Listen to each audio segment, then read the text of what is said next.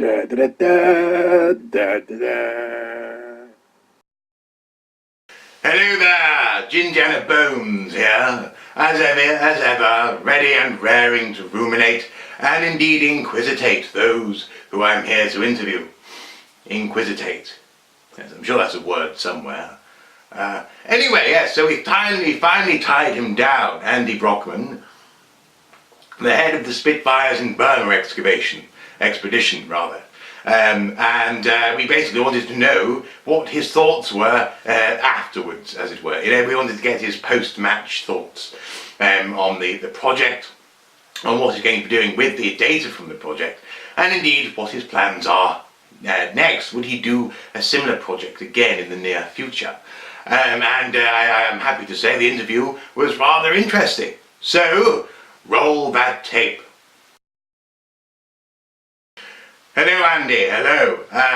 First of all, I'd like to say thank you again for coming and giving us an interview. It's a pleasure to talk to you once more. Anyway, let's get to the nub of it, shall we? Many people think that the Spitfires in Burma project was a failure because you didn't find any Spitfires. Is this true? Was in fact the whole expedition a colossal waste of time? It's a very good question, and it's one that many people asked since we came back and announced the findings. I don't think it was. I think what we did was what all good archaeologists do. We were given a site to investigate and a mystery to solve, and I think beyond all reasonable doubt that's what we've managed to do. Wargaming, the people that sponsored the excavation, asked us to look at the story that David Cundall was telling, and look at where it came from, what lay behind it. If there were Spitfires there, we were equipped to dig them up. There weren't, but what we did get was archaeology and a historical story, but which we think makes fills in the dots, if you like, or joins together the dots, if you like. We did what good archaeologists do. We did good desktop research, coupled it with good field archaeology to ground truth the desktop. Particularly my colleagues Martin Brown and Rod Scott, who were doing the field work, the main part of the field work, and we'll be telling the world really what we have found and the new evidence that we found at the RAF Museum at Hendon on the 19th of June. I see. Okay, well, fair enough. Well, in that case, why is it that anyone should turn up there then to this press conference in Hendon?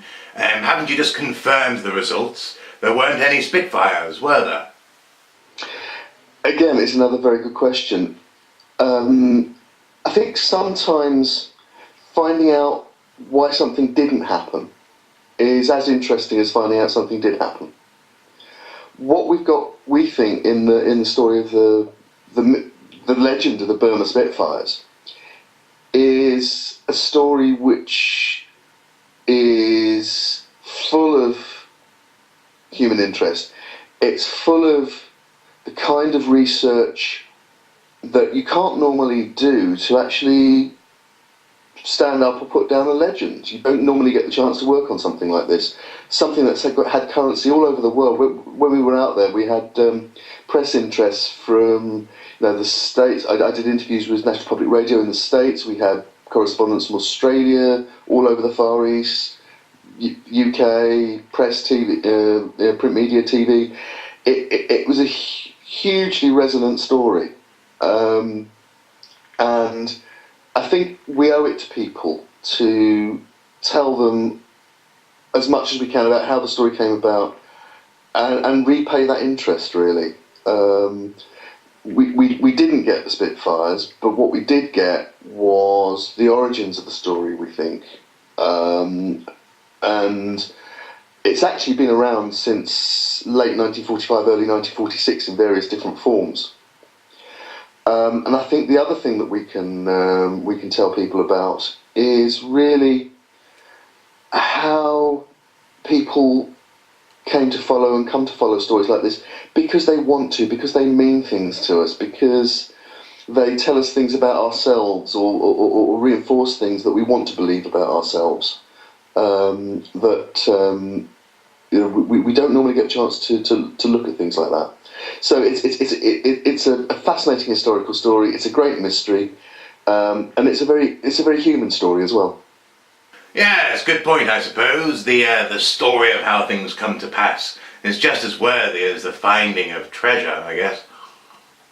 Well, I've been led to believe that this whole press conference won't be a normal one, inasmuch as people around the world, as you quite rightly say, have been interested in this story, and therefore, well, what are you doing to cater for this global interest in in what happened in Burma?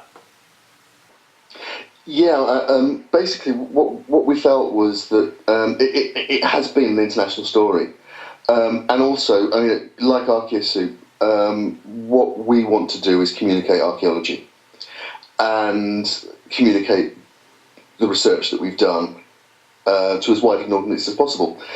So what we've decided to do is to not just do a conventional presentation that you just described, but what we're going to be doing is webcasting the whole event live, and it'll also be recorded so people can access it anytime they want to.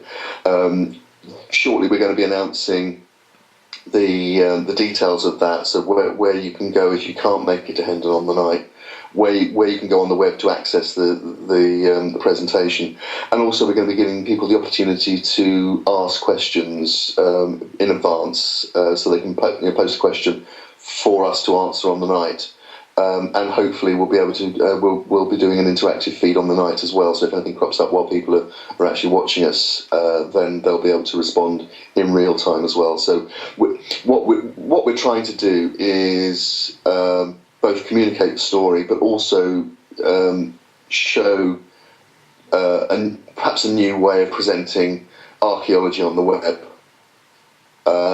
by building in the interactivity, by building in webcasts and so on from the beginning. So we're actually going to be making a real effort to reach out to people all over the world, and tell the story and help let them come back to us with the things that they think are important about the story. Now, Andy, there have been whispers in the press in recent days of another Spitfires project, potentially actually with you guys linked once again with the assertions of David Cundall, this time about Spitfires in Birmingham, and more specifically Castle Bromwich. Well, is this true? Are these whispers even remotely accurate? Are you going after more Spitfires? In a short one word, no. We've looked at the Castle Bromwich story. It's been around for a while.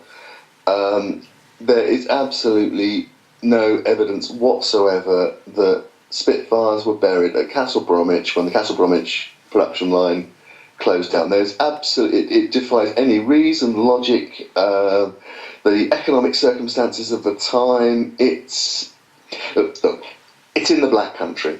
And in the Black Country, there are these two legendary characters called Enoch and Eli, and Enoch and Eli tell shaggy dog stories in the pub. And that's what we've got here. It's a fabulous shaggy dog story of the kind that grows up in circumstances like this all over the world. It's like the Spitfires down the mine shaft in Australia, or in the secret underground bunker. It's the Lancaster that was buried complete at the end of the runway at Cologne.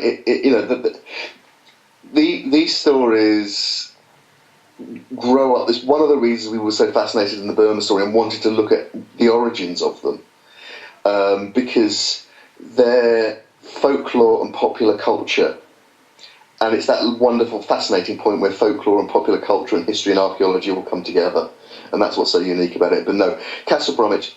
If you go to Castle Bromwich, there's a fabulous sculpture on a roundabout at Castle Bromwich by a sculptor called Tim Tolkien, which is a monument to the Castle Bromwich Spitfire factory and the Spitfires that were built there and the people that built them.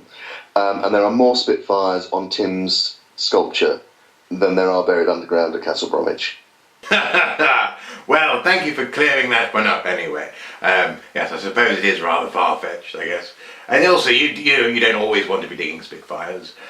With that in mind, with the future in mind, you have been quoted as saying that this whole endeavour with wargaming is an exciting opportunity to help archaeologists get research done.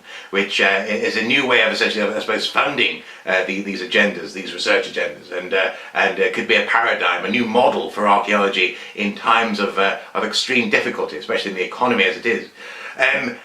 Do you still think this, and do you have any plans going forward to develop your relationship or this project's relationship with wargaming? Is there anything else in the pipeline?